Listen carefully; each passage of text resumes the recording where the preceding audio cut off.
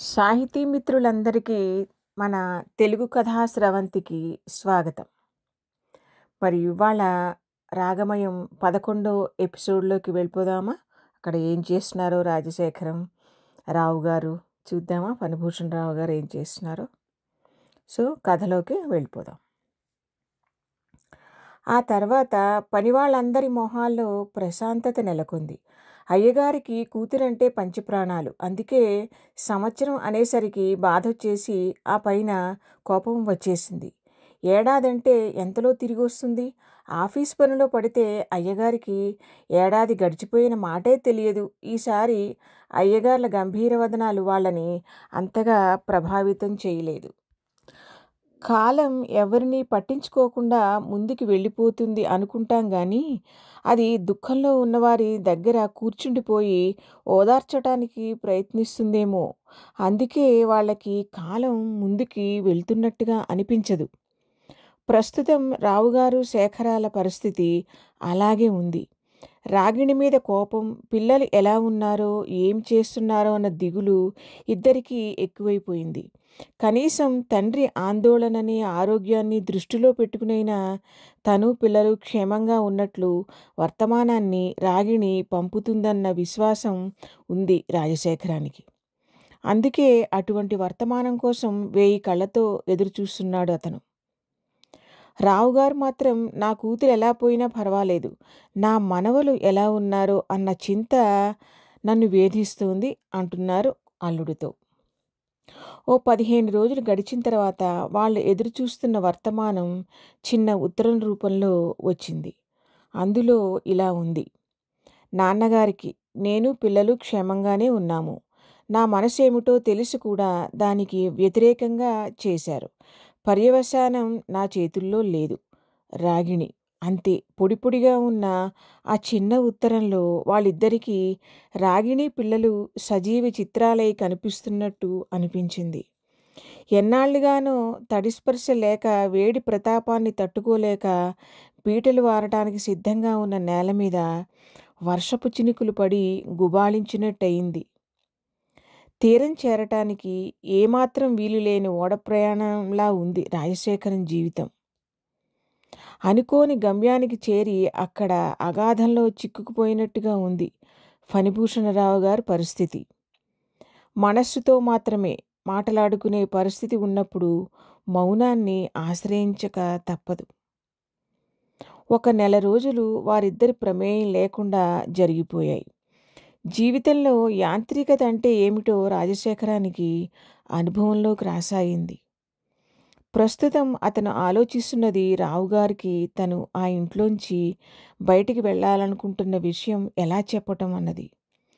ప్రతిక్షణం శేఖరం శేఖరం అని కలవరించే ఆయనకి తన మనస్సులోని మాట చెప్పటం అన్నది చాలా కష్టతరమైనదిగా అనిపిస్తోంది.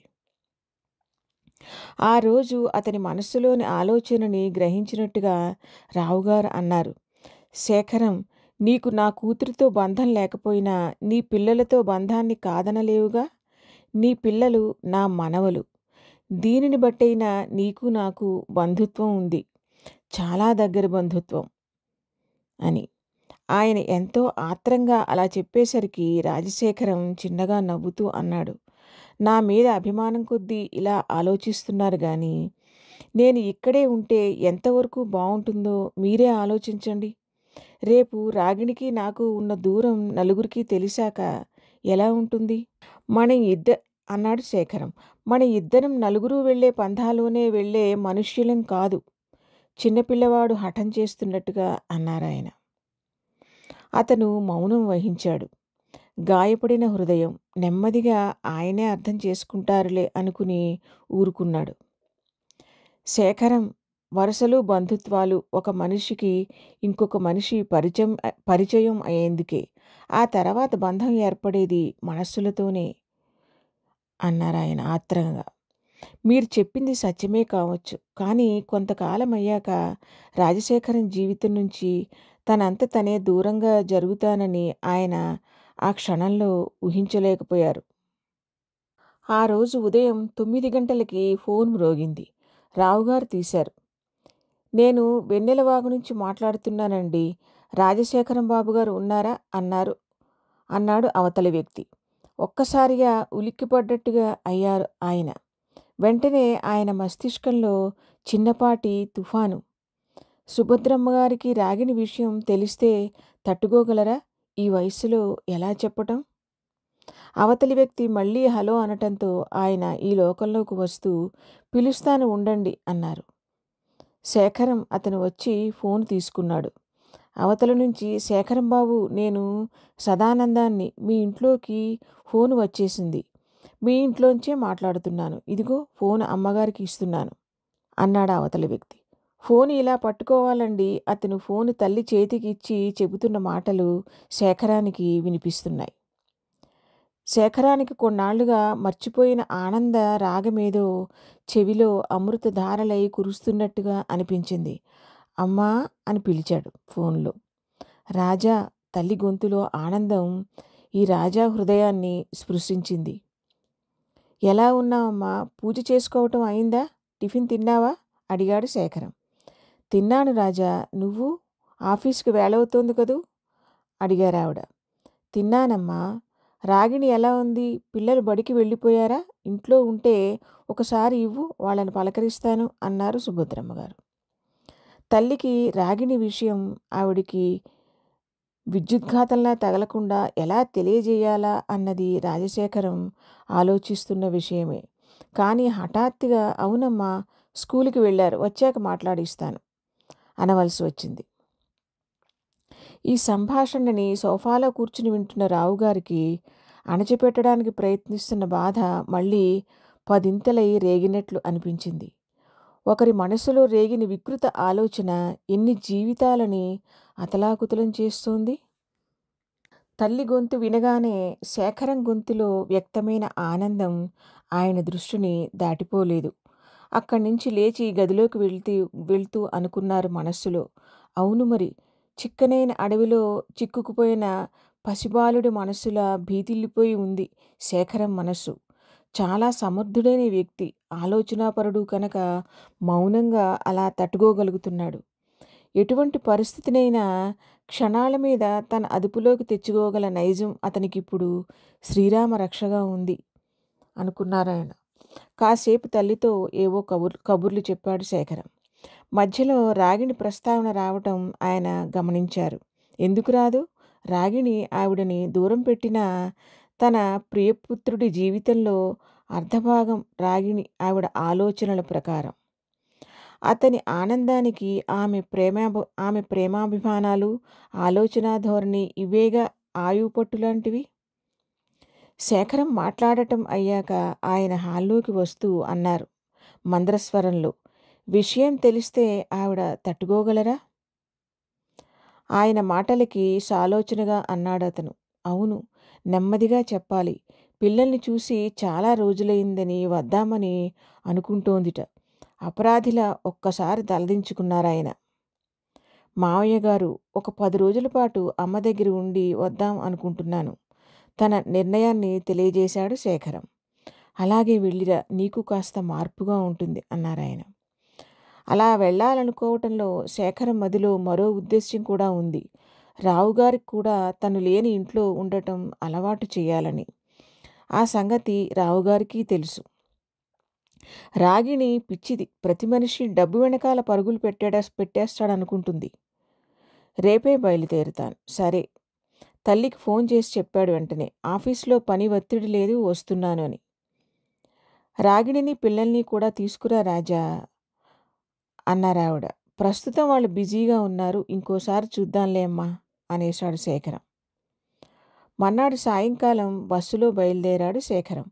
బయలుదేరే ముందు అల్లుడి భుజం మీద చేయి వేస్తూ, అమ్మగారు జాగ్రత్త అన్నారు రావుగారు. మీరు కూడా ఎక్కువ ఆలోచించకండి, వేళకి భోంచేయండి. అతని మాటల్లోని ఆ దగ్గరతనానికి ఆయన హృదయం ఆర్ద్రమైంది. మంచితనం విశ్వవ్యాప్తం. ఆయన చిన్నగా నవ్వారు, అలాగే అన్నట్టుగా. రాజశేఖరం వెళ్ళగానే చాలాసేపు ఆయన ఆలోచనలో మునిగిపోయినట్టుగా కూర్చుండిపోయారు. ఒక్కసారిగా జీవితం అంతా ఖాళీ అయిపోయినట్టుగా అనిపించింది ఆయనకి. ఆయనకి పదే పదే తన ఇంటి ఇల్లాలు, కూతురు జ్ఞాపకం వచ్చారు. చిత్రంగా కూతురి అవివేకానికి ఆయన మనసు జాలితో నిండిపోయింది ప్రస్తుతం మాత్రం. ఆమెకి అసలైన జీవితపు విలువల్ని తెలియజెప్పకపోవటం తన అపరాధమే. అవధులు మించిన సంపదలకి వారసులైన పిల్లల్ని బహు జాగ్రత్తగా పెంచాలి. వాళ్ళకి జీవితంలోని అసలైన ఒడిదుడుకులు, కష్టనష్టాలు తెలిసేలా పెంచాలి. అప్పుడే అసలైన పరిపక్వత వస్తుంది వాళ్ళ ఆలోచన తీరులో. సరిగ్గా రాగిణికి 16 ఏళ్ళు ఉండగా తన భార్య మరణించింది. అదే అసలైన వయస్సు మనస్సుని సరైన మార్గంలో పెట్టడానికి. తనకి ఆ కష్టకాలంలో అంత సమయం, మనసు లేకపోయాయి. కాలేజీ నుంచి ఇంటికి సరైన సమయానికి వస్తోందా లేదా, మంచి స్నేహాలే ఉన్నాయా, ఈ విషయాలనే పరిశీలించగలిగారు కానీ సున్నితమైన మనస్తత్వం మీద దృష్టి పెట్టలేకపోయారు. హఠాత్తుగా ఆయన పెదవుల మీద నిర్లిప్తతతో కూడిన చిరునవ్వు కదిలింది. అందుకే అన్నారు, పిల్లల్ని కనగలం గాని వాళ్ళ తలరాతల్ని కాదు అని. ఎప్పుడో అర్ధరాత్రి దాటాక ఆయనకి కునుకు పట్టింది. రాజశేఖరం తక్కువ సమయం తర్వాతనే మళ్ళీ రావటం సుభద్రమ్మ గారికి చాలా సంతోషంగా అనిపించింది. తల్లి పక్కనే కూర్చుని భగవద్గీత చదివి వినిపించటం తన దినచర్యలో ఒక భాగంగా పెట్టుకున్నాడు. రాజయ్య ఇంగ్లీష్ పేపర్ తీసుకువచ్చేవాడు. ఉదయం చాలాసేపు పేపర్తోనే కాలక్షేపం అయిపోయేది.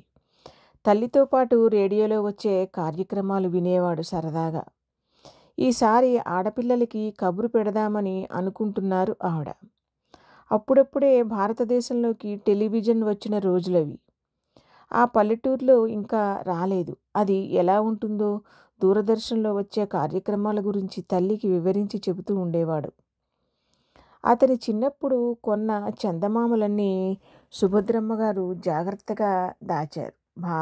భారత భాగవతాలతో పాటు అద్దాల అలమారులో భద్రపరిచి ఉంచారు. రోజు ఒక్కొక్కటి తీసి చదువుతూ చిన్నప్పటి రోజుల్ని జ్ఞాపకం చేసుకుంటూ ఉండేవాడు శేఖరం. తల్లి రాగిణి గురించి, పిల్లల గురించి అడిగినప్పుడు ఈసారి కాస్త రాగిణి పట్ల కోపాన్ని, విముఖత్వాన్ని ప్రదర్శించాడు కావాలనే. సుభద్రమ్మ గారు ఆశ్చర్యపోయారు. ఆ తర్వాత బాధపడ్డారు. ఎంత బాధ మనస్సులో ఉంటే ఇలా పైకి అంటున్నాడో అని ఆవిడ అంచనా వేయటానికి ప్రయత్నించారు. తల్లి పంపిన కబురుతో ఆడపిల్లలు పిల్లలతో సహా వచ్చి 2 రోజులుండి వెళ్ళిపోయారు. పిల్లలకి పరీక్షలు ఉండటంతో. రాజశేఖరంతో పిల్లలు బాగా కలిసిపోయి కబుర్లు చెప్పారు, మావయ్య మావయ్య అంటూ.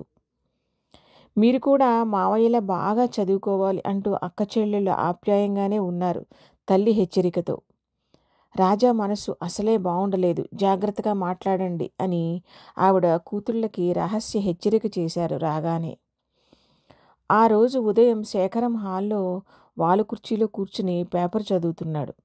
వీధివాకిలి తెరిచే ఉంది. బయట గేటు తీసిన చప్పుడు కావటంతో ఎవరో వచ్చారనుకుంటూ గుమ్మం వైపు దృష్టి సారించాడు. అక్కడ నవ్వుతూ నిలబడ్డ వ్యక్తిని చూడగానే అతని కనులు ఆశ్చర్యంతో పెద్దవయ్యాయి. చప్పున కూర్చున్న చోట నుంచి లేచి చేతిలో పేపర్ని టీపాయ్ మీద పెడుతూ సంభ్రమంగా అన్నాడు, మావయ్య గారు అంటూనే ఆయన దగ్గరగా వెళ్ళి ఆయన చేతిని పట్టుకుంటూ రండి అన్నాడు సాదరంగా. పైకి నవ్వుతూ ఆహ్వానించాడు గాని లోపల అంతగా దిగులు పడ్డారా అనుకున్నాడు ఆందోళనగా. 4 రోజులు దాటిపోయింది కదా, నువ్వు వచ్చి చూడాలనిపించింది శేఖరం. ఆయన మాటల్లో చిన్నపిల్లవాడు బెంగ పెట్టుకున్న ధోరణి కనిపించింది. క్షణం పాటు ఆయన వైపు రెప్పవేయకుండా చూస్తూ ఉండిపోయాడు శేఖరం. తర్వాత సోఫా చూపిస్తూ కూర్చోండి అన్నాడు. శేఖరం మనస్సులో అనుకున్నాడు, ఈ 4 రోజుల్లోనే మనిషి ఎంత నలిగిపోయినట్టుగా అయిపోయారు. ఎవరు రాజా వచ్చింది అంటూ సుభద్రమ్మగారు హాల్లోకి వచ్చారు. సోఫాలో కూర్చున్నాయనల్లా లేచి నిలబడుతూ అన్నారు, కూతుళ్ళు పుట్టుంటి మీద బెంగ పెట్టుకున్నట్టు నేను మా అల్లుడి మీద బెంగ పెట్టుకుని వచ్చేశాను అక్కయ్య గారు అన్నారు ఆయన నవ్వుతూ. ఆవిడ ఎంతో మురిపెంగా నవ్వుతూ, అనుబంధాలంటే అలాగే ఉండాలి మరి అన్నారు. రాత్రికి రాత్రి చూడాలనిపించింది. డ్రైవరు సరే సార్ వెళ్దామన్నాడు. ఆయన అలా చెబుతుంటే శేఖరానికి ఎలాగో అనిపించింది.